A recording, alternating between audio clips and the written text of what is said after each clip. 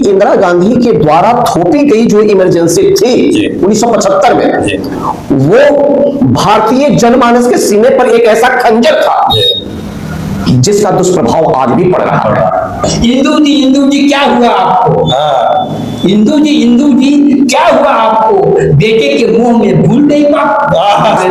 आज देख लीजिए सर, पहले किसी भी पुस्तकों में आपको नहीं लिखा मिलता था न कालों से सावधान, और आज हर पुस्तकों के पीछे में लिखा मिले न कालों से सावधान। जान जाइए कि सच को सच कहना उतना ही सच है जितना गलत को गलत कहना। इसलिए साहित्यकार को हमेशा सच को सच और गलत को गलत कहने की हिम्मत होनी चाहिए। कठोर कठोर सवाल आप मुझसे करते हैं। अच्छा, साहित्यकारों के लिए तो सब बराबर ही है हम लोग, लेकिन ये मंच ही मजा जिसमें हम लोग दिल से बात करने और मजा तो ये आता है जब कोई पहाड़ सामने हो तब न चढ़ने का मजा है। कभी अखबार की हेडलाइन भी सरकार तय करती थी, तो आज हर हाथ में मोबाइल है और हर व्यक्ति पत्रकार है। कोई साहित्यकार बन रहा है तो कोई अपने तरीके से, कोई समाचार घर में कोई छोटी सी घटना भी घटती है तो अब 2 सेकंड में वो सोशल मीडिया के माध्यम से देश भर में फैल जाता है। तो आज हम बात करने के लिए यहाँ उपस्थित हैं, कलम से लेकर कीबोर्ड तक और अखबार से लेकर सोशल मीडिया तक डिजिटल अड्डा के एपिसोड 6 में आज हम अपने स्टूडियो में 2 खास मेहमान से आप लोगों का परिचय करवा रहे हैं।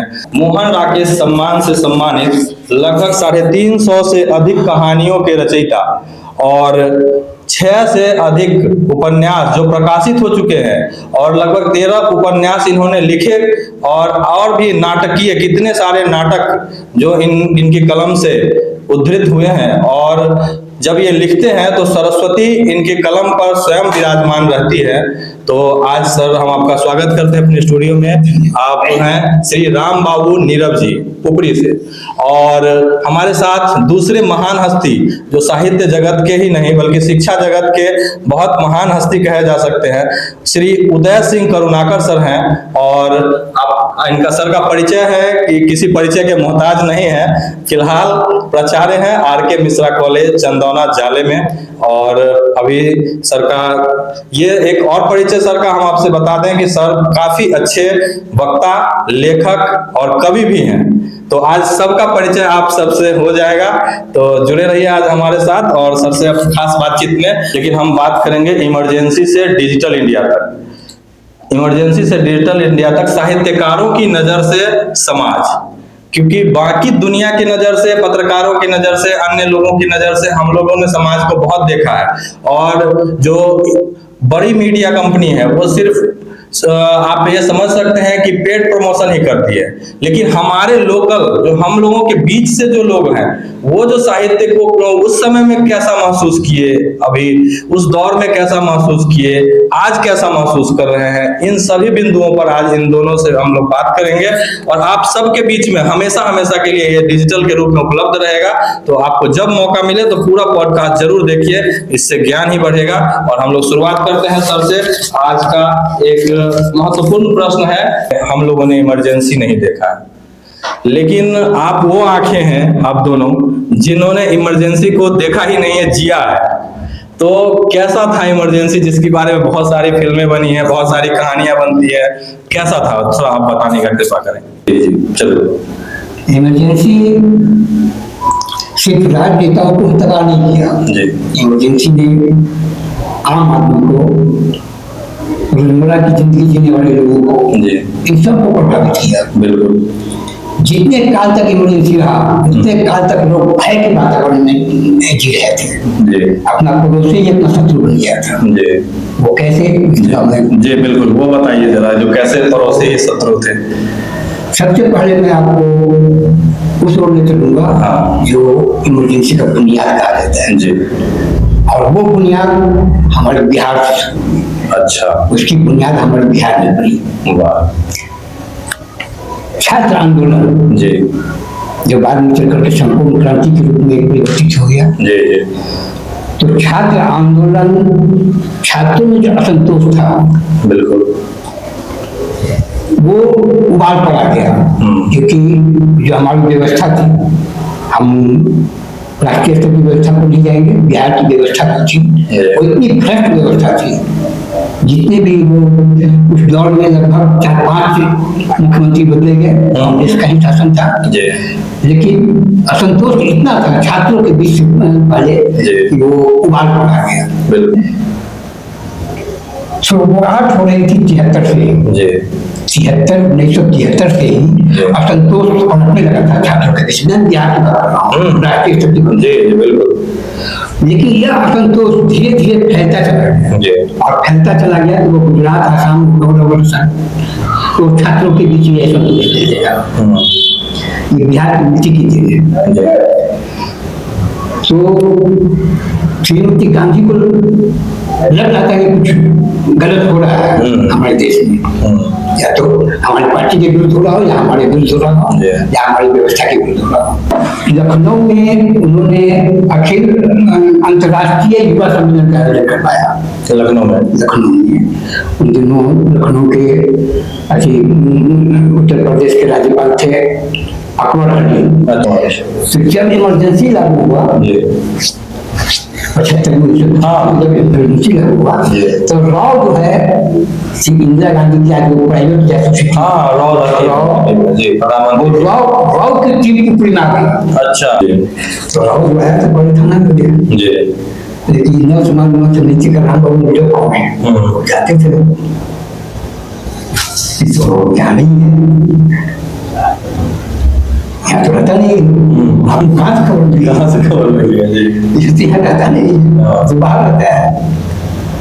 करुणाकर सर से पूछना चाहता हूँ कि सर कि इमरजेंसी के समय में भी लेखक जो है, ऐसे तो मैं समझता हूँ कि लेखक कभी डरते नहीं है, किसी से नहीं डरते हैं, अगर डर गए तो वो लेखक नहीं है, सीधा सा बात है। लेकिन सत्ता का जो उस समय का जो चाल चलन था उसको देखकर उस समय भी लेखक डरते थे, और आज जो डिजिटल इंडिया के दौर में है, आज के दौर में भी क्या लेखक डरते हैं किसी चीज को लिखने से पहले कि कहीं मैं लिखूं, कहीं ट्रोल ना हो जाऊं, कहीं कुछ गलत चीज टिप्पणियां ना मेरे ऊपर हो जाए, क्योंकि अब तो हर चीज सोशल मीडिया ऑनलाइन चल रहा है। तो इस पर थोड़ा सा बताएं।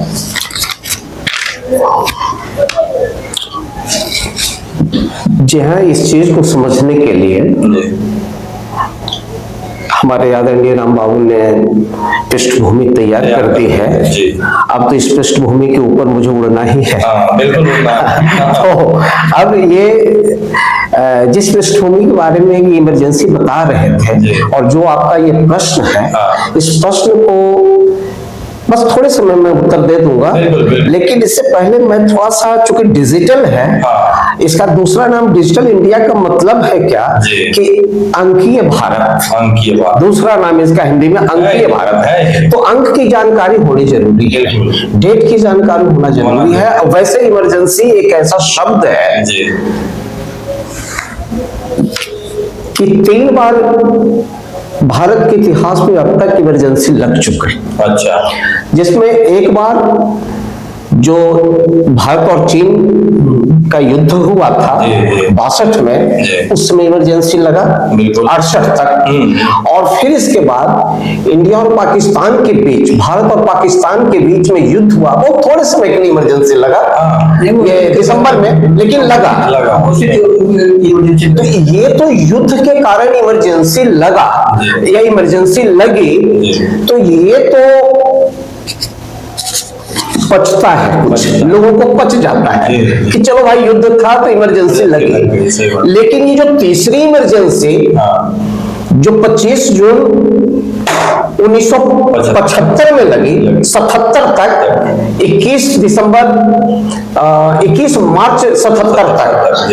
मार्च 77 तक, तो ये जो इमरजेंसी इंदिरा गांधी के द्वारा लगाई गई, ये पचता नहीं है, नहीं पचता। ये जो पचते भी नहीं है और कुछ बचते भी नहीं है, इसमें कुछ बचा ही नहीं, कुछ नहीं बचा, सही बात है। ये पचा भी नहीं और हिंदुस्तान में कुछ बचा भी नहीं, ये स्थिति थी। मैं ये बताना चाहता हूं, कहने का मतलब ये है कि इंदिरा गांधी के द्वारा थोपी गई जो इमरजेंसी थी 1975 में, वो भारतीय जनमानस के सीने पर एक ऐसा खंजर था जिसका दुष्प्रभाव आज भी पड़ रहा है। और उसी दुष्प्रभाव से, उसी खंजर के भय से, उस निकलते और उबलते हुए खून के डर से जो साहित्यकार गुमसुम हो चुका था, वैसे साहित्यकार गुप नहीं रहता है, चुप नहीं रहता है, वो कई तरह से बोलता है। आप देखे होंगे कि किसी बैलून में अगर हवा भरी जाती है या कोई लिक्विड भर दिया जाता है, उसको जोर से दबाएंगे तो निकलने का रास्ता वो बना लेगा और पूरे विस्फोट के साथ बनाएगा। ये जो दबाव था इंदिरा गांधी का इमरजेंसी के माध्यम से, ये दबाव एक दिन फूट पड़ा, बिल्कुल जनमानस फूट पड़ा, ज्वालामुखी की तरह फूट पड़ा।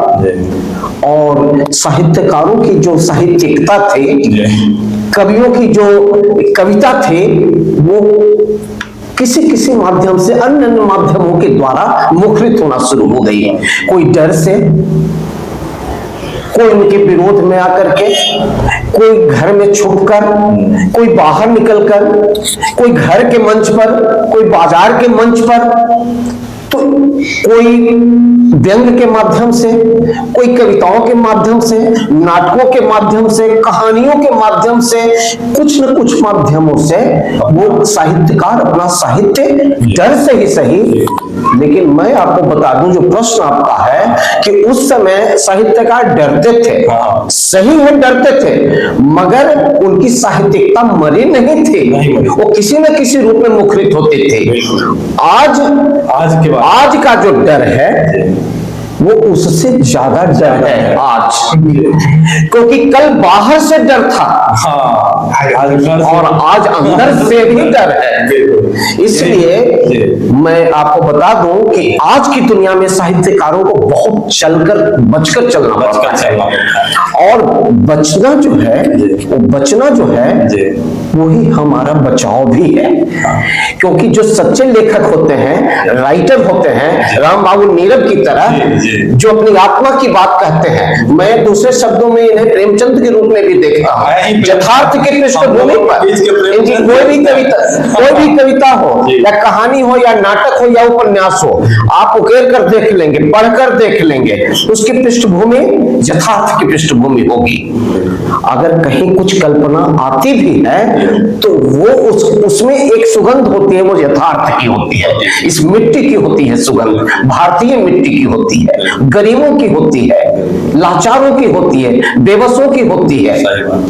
तो ये इनकी, मैं बस नटसेल में यही बता दूं कि कल का जो साहित्यकार डरता था, उससे ज्यादा डर आज लगने लगा है। उन कालों समय का जो डर था, तो एक अंदर की ज्वाला भी थी जो विस्फोट होना चाहती थी। आप देखिए ना, आज का जो डर है उसके पास कोई ऑप्शन नहीं है भाई साहब।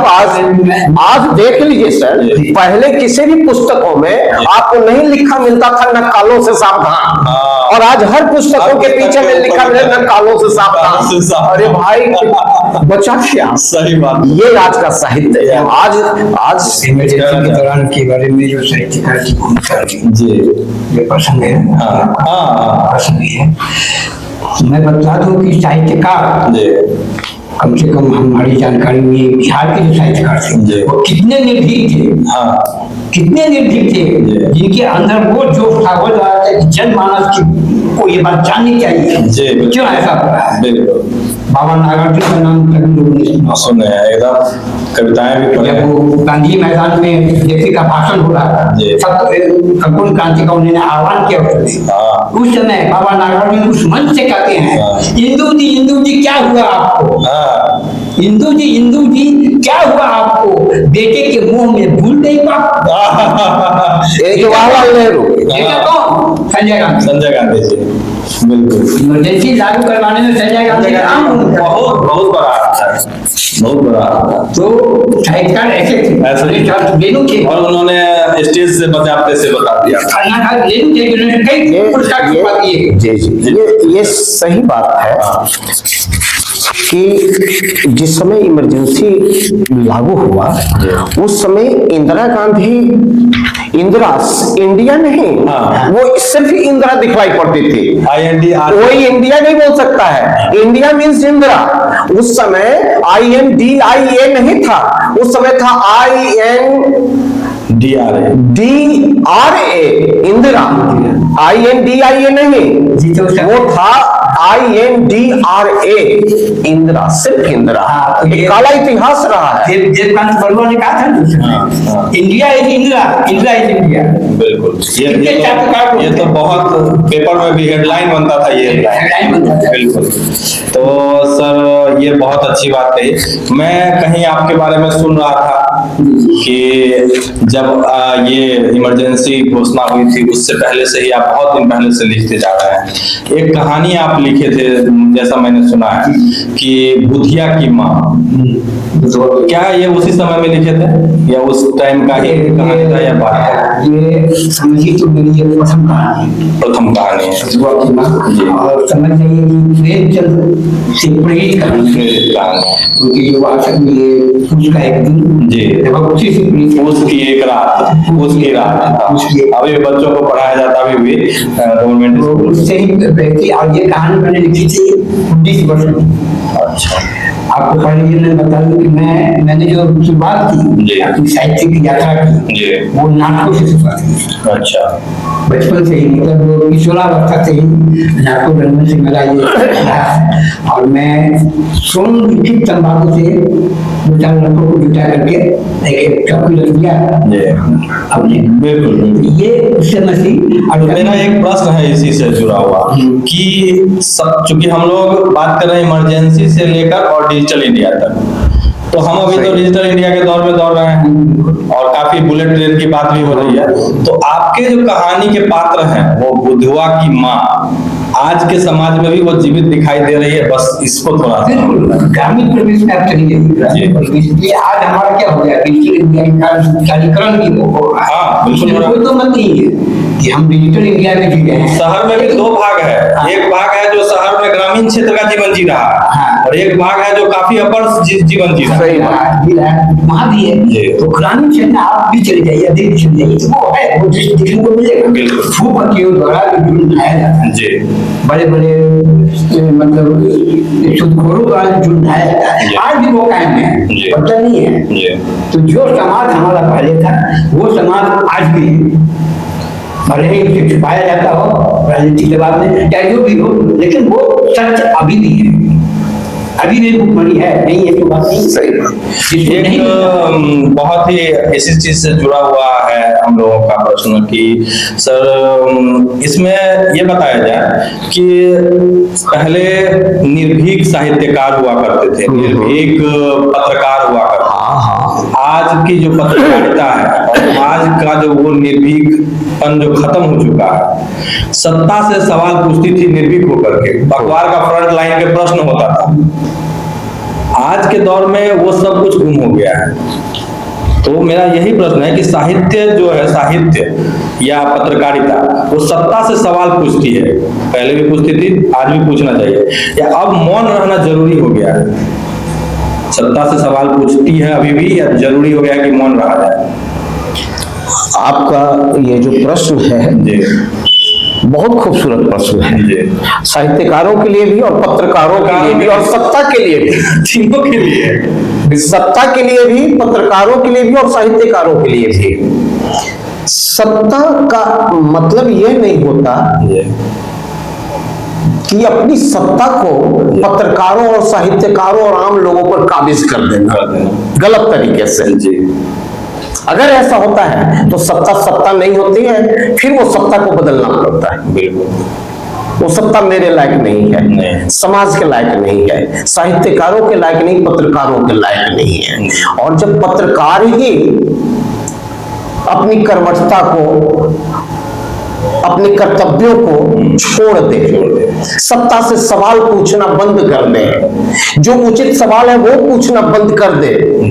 लोभ में आकर ज्यादा पैसा आएगा तो लोभ में आकर के या डर से उस पत्रकारों के द्वारा अगर सत्ता से सवाल नहीं पूछा जाएगा तो सत्ताधारी निरंकुश हो ही जाएंगे।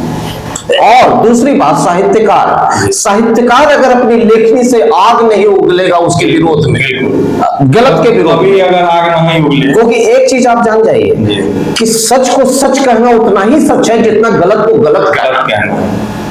इसलिए साहित्यकार को हमेशा सच को सच और गलत को गलत कहने की हिमाकत होनी चाहिए। इसलिए साहित्यकार को भी अपना कर्तव्य निर्वहन करना चाहिए, पत्रकारों को अपना कर्तव्य निर्वहन करना चाहिए और सत्ता को भी अपना कर्तव्य निर्वहन करना चाहिए। तभी समाज चल सकता है, तभी हम चल सकते हैं। सही, एकदम सही बात है। नीरव सर से एक सवाल हम अपनी तरफ से ही पूछना चाह रहे हैं कि सर ये बताया जाए कि एक लेखक, आप चूंकि लेखक हैं और उस दौर से आज तक के दौर में डिजिटल दौर भी देख रहे हैं, कीबोर्ड का जमाना आ गया, अब आप टाइपिंग करवाते हैं, उस समय में अपने कलम से ही लिख रहे थे। तो एक लेखक जो है वो समाज में पैदा होता है या समाज उसे बना देता है? खुद पैदा होता है, जन्म से ही वो लेखक उसके अंदर में प्रवृत्ति होती है, या समाज बनाता है? जन्म से कोई कुछ नहीं बनकर के आते, जन्म से हर मानव एक जैसा है। नहीं, कभी कभी ऐसा सुनने को मिलता है कि ये बचपन से ही इसके पूत के पाँव पालने में ही वो बचपन में जन्म के बाद इसकी प्रतिभाएं कुछ अपने माहौल से, कुछ जो समाज में घटित हो रहा है उसको देख कर जिसका जो मिजाज होता है उसके साथ वो बढ़ता चला जाता है। अल्टरनेटली समाज ही बनाता है। समाज में जो घटनाएं घटती है, अच्छी घटनाएं घटे या बुरी घटनाएं घटे, उसका प्रभाव उसके मनोमस्तिष्क पर पड़ता है। जो भावुक होता है, जिसके हाथ में कलम आ जाता है तो थोड़ा ज्यादा मुखर हो जाता है और देखता है कि समाज में गलत हो रहा है, उसको लिखता है। जो नहीं लिखता है वो समाज के साथ और हम मानव सर कुछ कहना चाह रहे हैं? हाँ, हम ये कहना चाह रहे हैं कि हम आदरणीय राम बाबू जी के शब्दों से वाकिफ हूँ और इनका ये भी कर रहा हूँ। हम इस चीज को मानते हैं कि समाज के द्वारा सताए हुए लोग या कहें या बढ़ाए गए लोग साहित्यकार या कवि बनते हैं, लेकिन कभी कभी गॉड गिफ्टेड भी होता है, ईश्वरीय देन होती है। और ईश्वरीय देन जो होती है और उसमें समाज उसको बना देता है, तो दोनों मिलकर के चमत्कृत कर देता है विश्व को, संसार को। तो ये चमत्कार तभी पैदा होता है।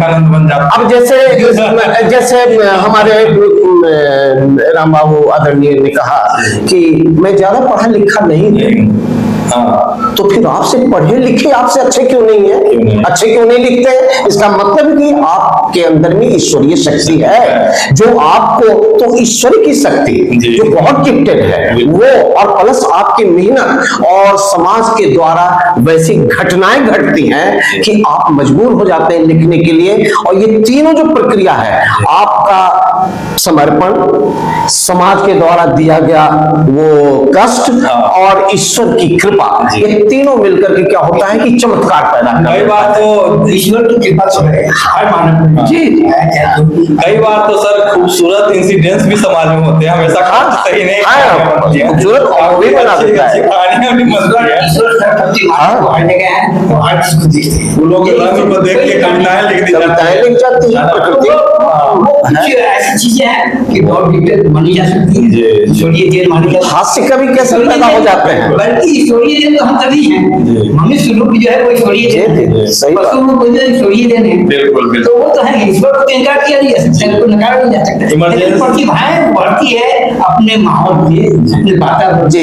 इमरजेंसी के दौर में सर, मैं आप तो समय में शुरू में हमारी बातचीत हुई थी, आप बताए थे कि हम 14 साल या 13 साल के आसपास ही रहे थे। जी।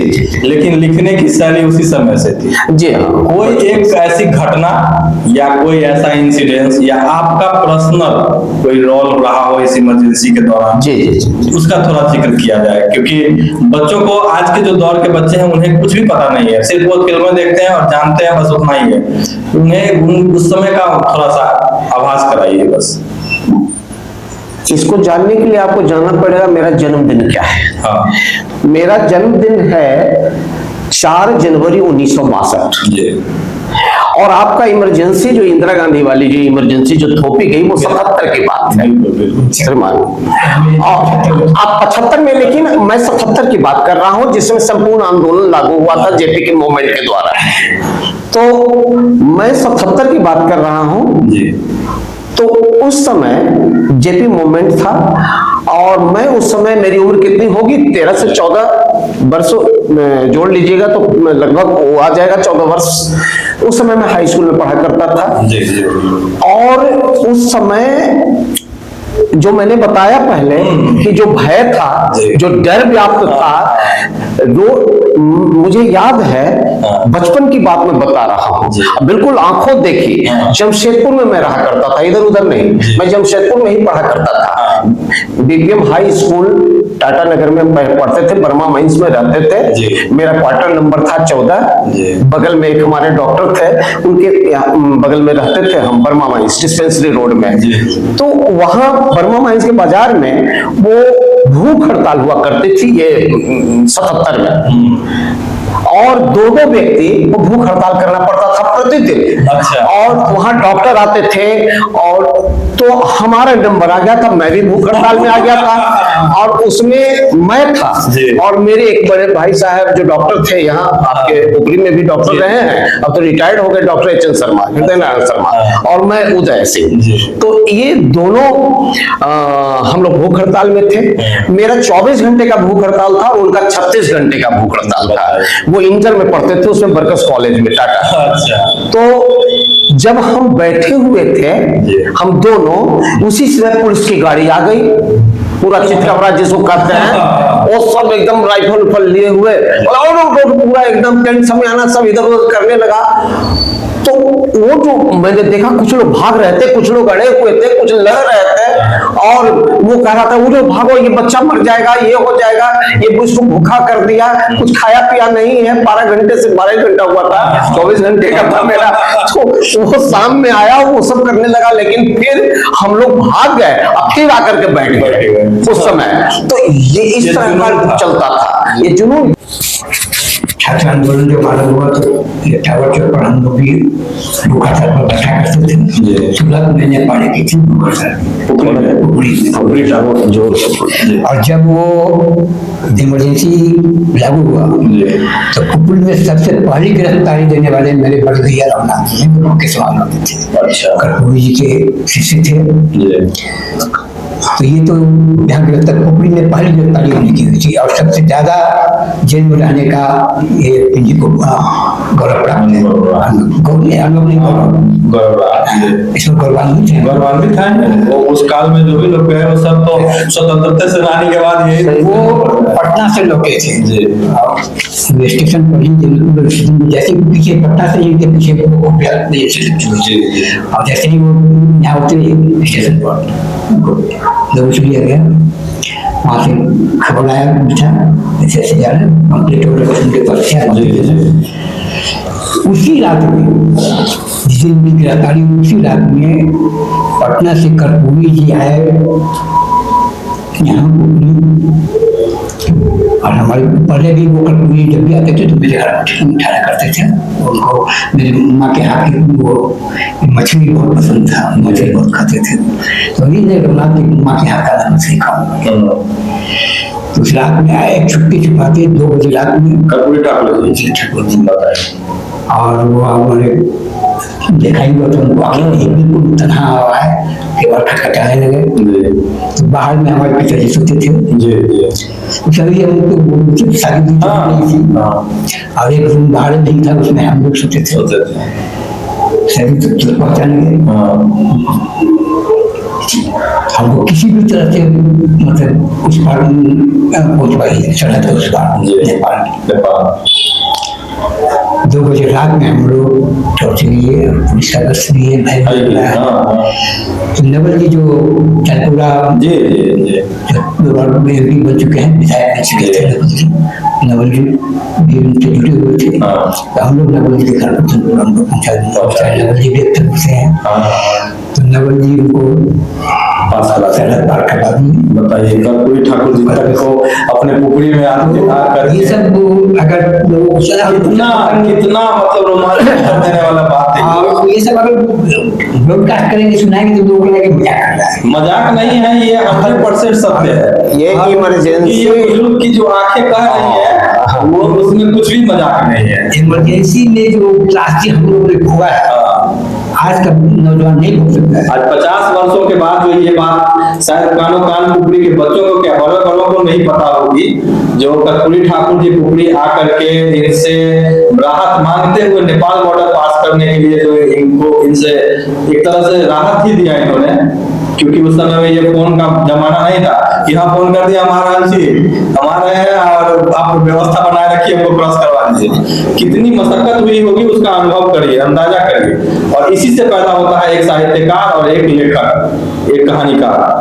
तो विषय को आगे बढ़ाते हुए आज हम करुणाकर सर से एक नए विषय को उनके सामने रखते हैं और थोड़ा समझने का प्रयास करते हैं कि सर उस समय अखबारों पर तो सेंसरशिप था बिल्कुल, तो लेखक जो है किन किन माध्यमों से और किस प्रकार से अपनी बातों को सरकार तक पहुंचाती थी या सोशली होता था? क्योंकि हम लोग अभी तो व्हाट्सएप पर एक मैसेज डालते हैं 1000 ग्रुप में फॉरवर्ड हो जाता है।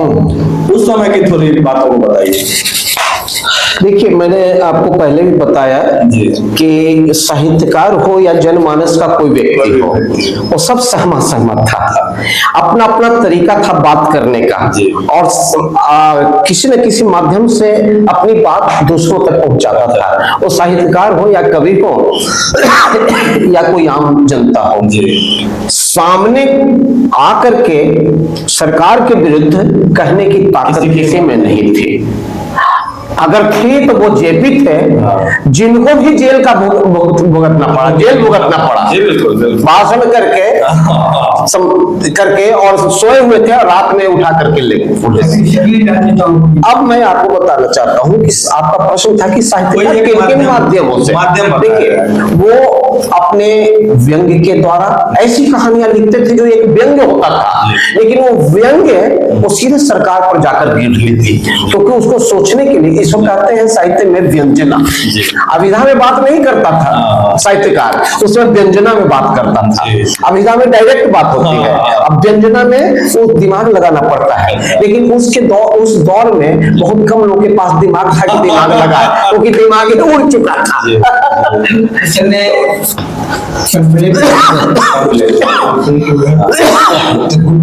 पॉम्पलेट होते थे उस समय में,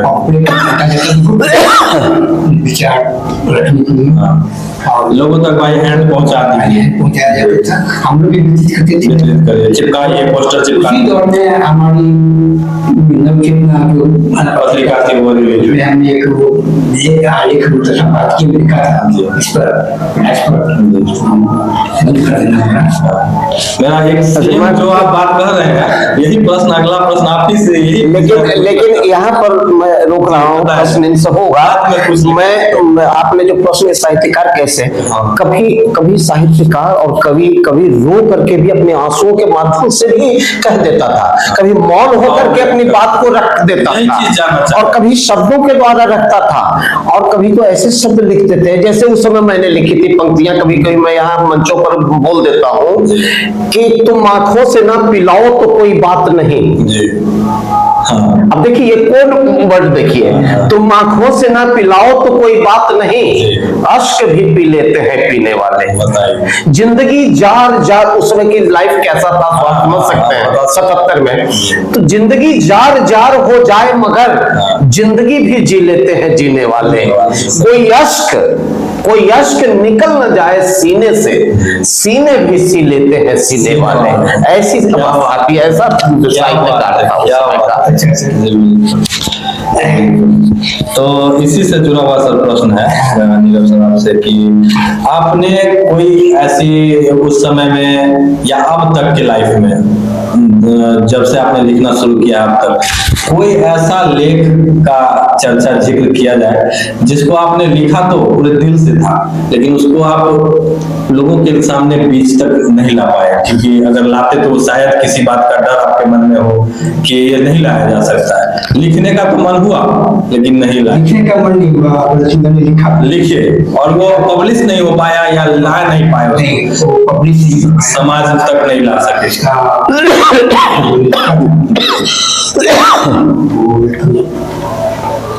समझिए कि मौन रूप से पाखंड, धर्म के पाखंड, धर्म में जो पाखंड है उस पर वो आधारित कहानी थी। अच्छा, वो कहानी थी कि एक मठ का पुजारी है और उसको संरक्षण प्राप्त है, और मठ का पुजारी का लड़का है जो चाहता है कि मैं एमपी का चुनाव लड़ूं। दर्शकों के लिए थोड़ी सी आवाज सर, आप ये तो ज्यादा श्रोता दर्शक उसको पुलिस प्रशासन का भी और मतलब वो जो आरक्षण संरक्षण पाता, क्योंकि वो सत्ताधारी पार्टी से संबंधित था। वो करता क्या है कि बाल यौन शोषण करता है। अच्छा, अपने मंदिर में जिस लड़के के साथ बाल शोषण करता है वो लड़का रात अपनी बहन की बड़ी बहन के साथ सोता है, और वो लड़का जब कराहता है तो उसकी बहन करा के एक बिल्कुल सच्ची बात है, और ऐसा होता है, इसमें कोई दुर्मत नहीं है। लेकिन कई समाज के संपादकों ने इस कहानी को रिजेक्ट कर दिया, इसलिए इसमें सच्चाई तो वो पहुंचती है, पहले पहुंचती है थाने में, पुलिस स्टेशन में, मैं इस बालक के साथ बलात्कार हुआ है, बलात्कार हुआ है, इसके साथ बलात्कार हुआ, हाँ हुआ है बलात्कार। और कहता है कि कौन है बलात्कार, जब नाम कहता है आओ आ जाती है तो पुलिस प्रशासन उसको जब खबर करता है वहाँ उसको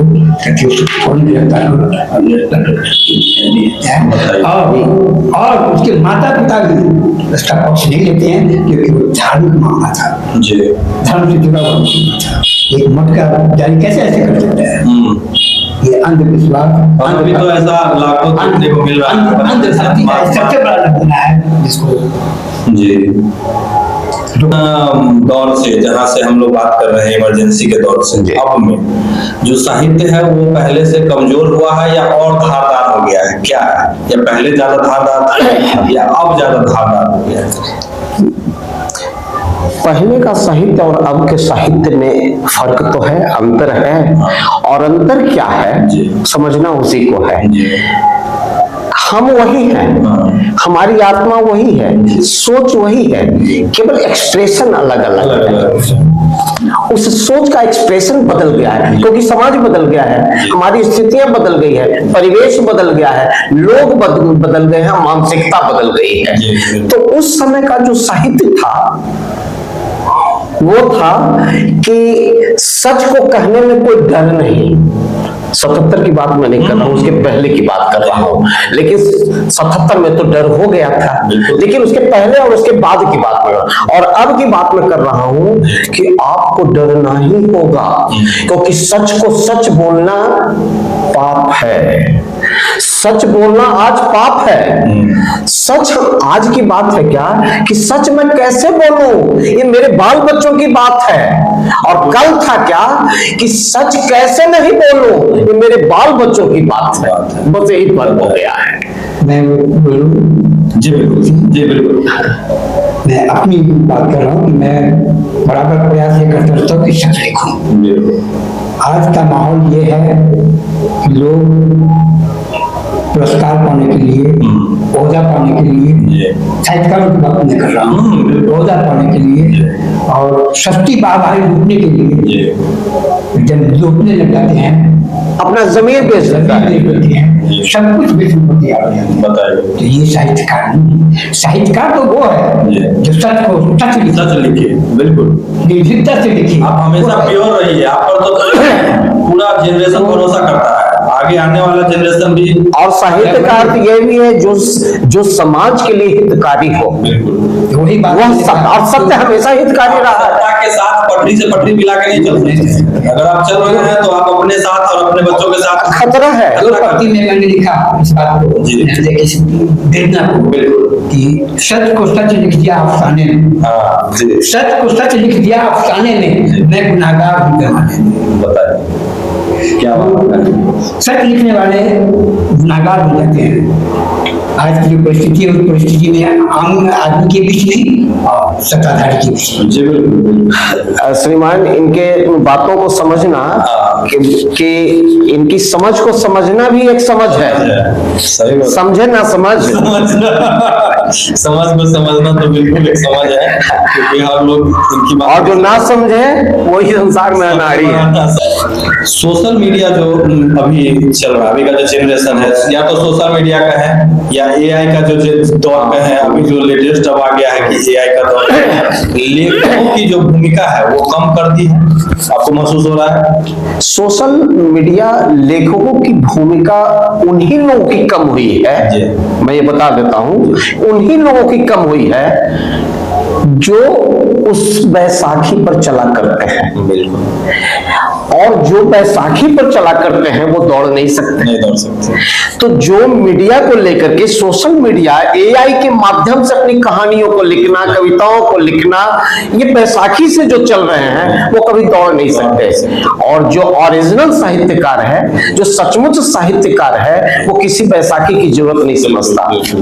इसलिए मैं ये कह सकता हूं कि सोशल मीडिया वो साहित्यकारों को कम नहीं किया है, बल्कि साहित्यकारों को और सशक्त करने का माध्यम बना है। आप पहले पब्लिसिटी के लिए पब्लिशर के पास जाते थे, लिख तो लेते थे, लेकिन आपका पब्लिक कहाँ हो, लोगों के पास तक आपकी बातें कैसे पहुंच। हाँ। तो एक तो ये पॉजिटिव चीज तो है। पॉजिटिव है हमारी। आपने मुझे बुलाया, इसीलिए बुलाया कि मैं पेस्टिंग नहीं कर रहा हूं, मैं किसी एआई के माध्यम को लेकर के नहीं आया हूं। आप जानते हैं कि मैं जो भी कहूंगा वो अपनी बात कहूंगा, सिर्फ अपनी बात। हम लोग जो प्लेटफॉर्म ये तैयार कर रहे हैं, ये वैसे ही लोगों के लिए है जो जेन्युइन है, जो अपने क्षेत्र में कुछ कर रहे हैं। ये बताया जाए सर कि अभी के जो युवा है वो लिखने की प्रेरणा कहाँ से ले, कैसे ले? लिखने की प्रेरणा तो हमारे जो पूर्व साहित्यकार हो चुके हैं, सबसे प्रेरक तो उनकी बातें हैं, उनकी लेखनी है, वो है। उसके बाद आप देख रहे हैं अगर आपकी क्षमता है, वो क्षमता पर निर्भर करता है।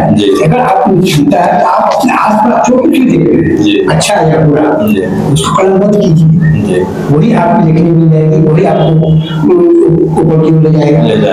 अब मैं आपको अपनी कहानी के बारे में कि तुम आंखों से ना पिलाओ तो कोई बात नहीं। हाँ। अब देखिए ये कौन वर्ड देखिए, तुम आंखों से ना पिलाओ तो कोई बात नहीं, अश्क भी पी लेते हैं पीने वाले। जिंदगी जार जार, उस समय की लाइफ कैसा था आप समझ सकते हैं 77 में। तो जिंदगी जार जार हो जाए मगर जिंदगी भी जी लेते हैं जीने वाले। कोई अश्क निकल न जाए सीने से, सीने भी सी लेते हैं सीने वाले। ऐसी बात आती है, ऐसा साहित्यकार था। इमरजेंसी जैसा हालात होता। तो जो अब के दौर में जो युवा हैं या अब के दौर के जो लेखक हैं वो इसे कैसे फेस करेंगे?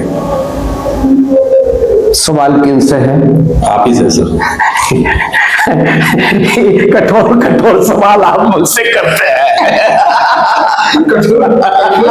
अच्छा, साहित्यकारों के लिए तो सब बराबर ही है, हम लोग, लेकिन ये मंच ही मजा जिसमें हम लोग दिल से बात करने और मजा तो ये आता है जब कोई पहाड़ सामने हो तब न चढ़ने का मजा है। तो एक सवाल श्रोताओं को सुनाने के लिए और एक बार फिर मुझे सुनने के लिए आप एक बार फिर से सवाल करो। देखिए, इमरजेंसी तो अब बीत गई, 50 वर्ष पहले लगी थी, लेकिन आप आपने देखा है अभी हाल फिलहाल में लॉकडाउन लग गया। जी जी जी। लेकिन अभी का जो मेरा ये सवाल है कि इमरजेंसी जैसा सिचुएशन अगर पुनः हमारे बीच में आ जाए, जी जी जी, क्योंकि इतिहास अपने आप को कभी भी दोहराता है, जी, दोहरा भी सकता है, जी, नहीं आए बात कभी नहीं आए, लेकिन सत्ताधीशों का जो चलन है कभी कुछ भी हो सकता है। सही बात। तो उसमें अपना वर्चस्व दिखाने के लिए अगर सत्ताधीश ऐसा कर देते हैं तो आज के डिजिटल दौर में इसको जो लेखक कवि साहित्यकार है वो कैसे इसको फेस करेंगे? बिल्कुल, अगर वैसा दौर आ जाएगा तो सबसे पहले आप जो प्रसारित कर रहे हैं उस पर बैन लग जाएगा। हम लोग इसे सारा मीडिया बंद, प्रेस बंद, पुस्तकें बंद, पत्रिकाएं बंद, जैसे हुआ था उसकी चर्चा कर रहे हैं, सब बंद। तो फिर हमारे मन को तो कोई बंद नहीं कर सकता, ये तो खुला रहेगा। इस पर ताला कोई लगा नहीं सकता, मेरे दिमाग पर ताला कोई लगा नहीं सकता, मेरी लेखनी पर ताला नहीं लगा सकता है। अगर लेखनी को भी तोड़ दे तो मेरे मन की भावनाओं पर ताला नहीं लगा सकता, उसको कई तरह से जाहिर किया जा सकता है। वक्त का जहर भरा प्यार के पैमाने में, वक्त का जहर भरा प्यार के पैमाने में हो गए खाक सुलगते हुए इस वीराने में। अगर इस वीराने में ही मैं सुलगते हुए वीराने में भी खाक हो जाऊंगा तो मेरी खाक भी कुछ बोलेगी, और जब वो बोलेगी तो वो पूरी दुनिया को अपने आप में तोलेगी। तो ये है कि उस दौर में भी नतमस्तक होने वाले साहित्यकार थे, बिल्कुल, और नेटिव साहित्यकार भी थे, नारायण जैसे साहित्यकार, जैसे साहित्यकार, जैसे साहित्यकार वो बुलंद थे, जितना धूमधाम डालो, लेकिन हम अपना जो जमीन जगह नहीं बेचे। आज भी वही स्थिति है, जो खोलने वाले हैं क्या मामले जो ठीक है, कम से कम मैं दावा तो नहीं करता, लेकिन इतना जरूर है नहीं, बिल्कुल। और श्रीमान मैं बता दूं कि जिस समय वो इमरजेंसी लगी थी तो उस समय भी कविताएं बोलती थी, कवि बोलते थे। दुष्यंत का बहुत ही नामी पंक्तियां हैं, और जो आप जानते हैं श्रीमान, आप भी जानते, सब जानते हैं कि हो गई है पीर पर्वत से निकलनी चाहिए, इस हिमालय से हो गई है पीर पर्वत से निकलनी चाहिए, इस हिमालय से भी गंगा निकलनी चाहिए। हाँ, और सिर्फ हंगामा करना मेरा मकसद नहीं, और आगे कि मेरी कोशिश है कि ये सूरत बदलनी चाहिए। ये हिंदुस्तान की सूरत ऐसा आना पर कवि ही और साहित्यकार ही बदलता है, ये आज से नहीं, ये इतिहास रहा है। जिस देश का साहित्यकार और कवि मर जाता है, आप समझिए वो देश मर जाता है, वो राष्ट्र मर जाता है। इसलिए साहित्यकार को जिंदा रहना, कवियों को जिंदा रहना देश के लिए बहुत जरूरी है। और जब जब भी देश पर ऐसा तूफान आया है वो कभी और जिंदा हुआ है, साहित्यकार और भी जिंदा हुआ है। और क्योंकि वो अपेक्षा रखता है ना लोग कि ये साहित्यकार और कभी बुद्धिजीवी ये सब मिलकर के हमारे देश को उबारेंगे, उद्धार करेंगे मेरा। इस तरह तो जब सामने जैसा पहाड़ आता है आरोहण वैसा ही होता है साहित्यकारों का। ये बताया जाए कि आपके हिसाब से अभी के जो समय में जो समाज है या उस समय का भी जो समाज है वो सत्ता ताकत रखती है समाज को बदलने का, या कहानी में इतनी ताकत होती है कि समाज कहानी या साहित्य के माध्यम से कहानी से समाज बदल जाता है? साहित्य चाहे वो आजादी का संघर्ष हो या फिर इमरजेंसी का दौर हो, जो भी दौर, साहित्य जो है वो एक उबाल पैदा करता है जनमानस को झकझोर कर रख देता है। आप याद कीजिए सुबह कुमार चौहान की जी वो क्या खूब लड़ी मर्दानी, वो तो झांसी वाली रानी सुभद्रा कुमारी चौहान, वो आज भी पढ़ते हैं तो लोग जोश आ जाता है। गोपाल जी नेपाली हमारे थे, झांसी की रानी का तो नाम लेके ही लोगों के मन में खून दौड़ने लगता है। हो जाता है। कुंवर सिंह का कुंवर सिंह का 80 हड्डी के वर्षों में ज्यादा वे हमारे गोपाल जी नेपाली थे जी। हाँ। भाई बहन चाइना तुम बनो बहन क्रांतिकारी, मैं भाई विकराल बनो। भाई विकराल बनो। बताइए। तो ये सब कविता क्या है? ये सब कविता नहीं, समाज ये को सब बचाने के लिए ज्वाला है, बल्कि नौजवान में जोश बढ़ने वाली कविता है। तो साहित्य को कभी अनदेखा नहीं करना चाहिए। और जितनी सारी फिल्में बनी है वो सब साहित्य से उठा के कहानियां कहाँ से आई? हमारा रामायण, हमारे जितने भी धार्मिक ग्रंथ है वो क्या है? साहित्य ये नहीं आदर के भाव को धार्मिक रूप दिया। अब हम लोग इसके आखिरी पड़ाव की ओर चलते हैं।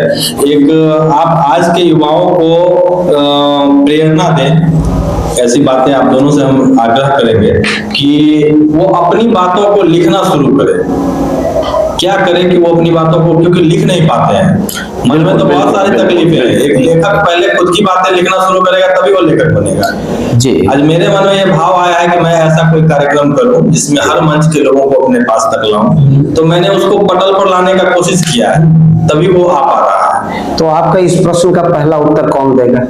नहीं तो मैं आप देखो, आप दोनों लोगों से एक बार आप थोड़ा थोड़ा, क्योंकि ये प्रेरणा का प्रश्न है और हमारे युवाओं के लिए एक प्रेरणा बन जाए।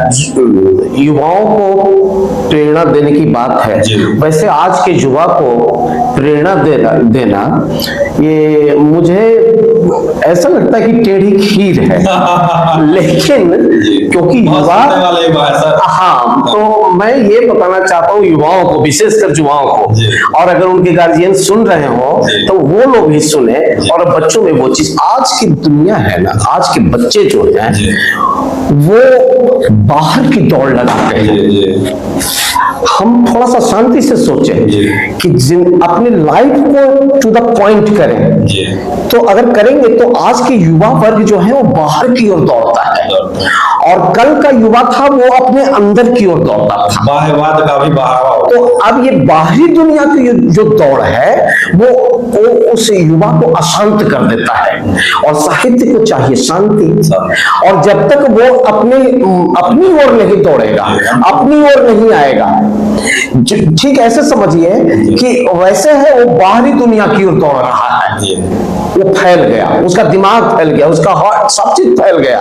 अब फैल गया तो एग्जिस्टेंस कुछ नहीं रहा। जैसे मान लिया ये पेन है, इस पेन को हम इतना फैलाते हैं, ये फैलता चला जाए, ये पेन ही नहीं रहेगा, इसका अस्तित्व आप इसको पहचान नहीं पाएंगे कि पेन है। मगर ये पेन को घटा भी दे, पीछे सटा दे, ये बिंदु मत बन जाएगा, तब भी पेन समाप्त हो जाएगा। दोनों स्थितियों में पेन खत्म हो जाएगा। तो हमें अपने बच्चों को ये बताने की जरूरत है और युवाओं को ये जानने की जरूरत है कि ना हम ज्यादा सेंट्रलाइज्ड हो जाएं अपने आप में, कुपमंडुक बन जाए, और न ज्यादा डाइवर्ट कर जाए, चारों तरफ फैल जाए, जिससे हमारा एग्जिस्टेंस, मेरा जो औचित्य है, मेरी जो मौलिकता है, वो समाप्त हो जाए। मैं जो हूं, जिस रूप में हूं, उसको स्वीकार कर लेना है और चिंतन करना है शांतिपूर्ण ढंग से।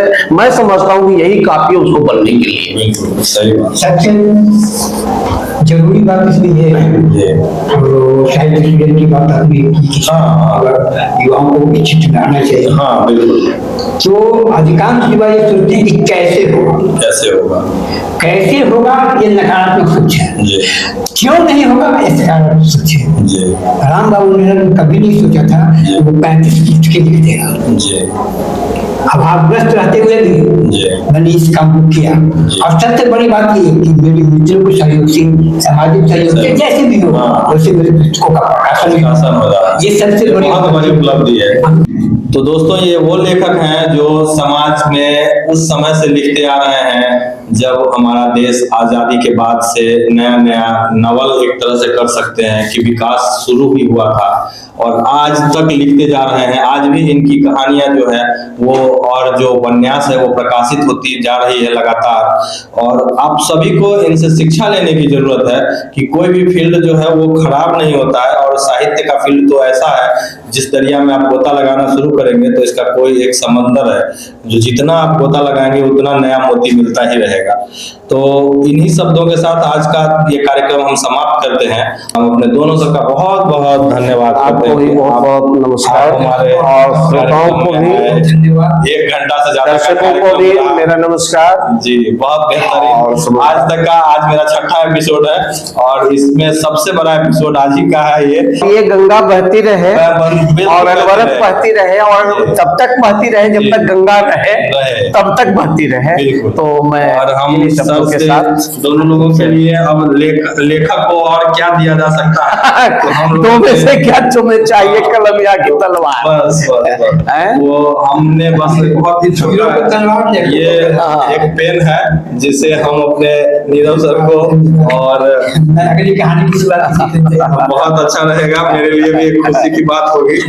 और ये मैं धन्यवाद श्रीमान जी, आप लोग भी देखें, और युवाओं से अनुरोध है, निश्चित बच्चों से तौर पर अनुरोध इनसे है प्रेरणा कि आप भी इस चेयर पर जी। आए और हौसला बढ़ाएं, हौसला अफजाई करें। किसी भी फील्ड में इस आप काम कार्यक्रम कर का। रहे हैं तो ये समझ लीजिए कि कोशिश करने वालों की जी, कभी कभी हार हार नहीं होती है, डरने के डूबने के डर से नौका पार नहीं पार नहीं होती है।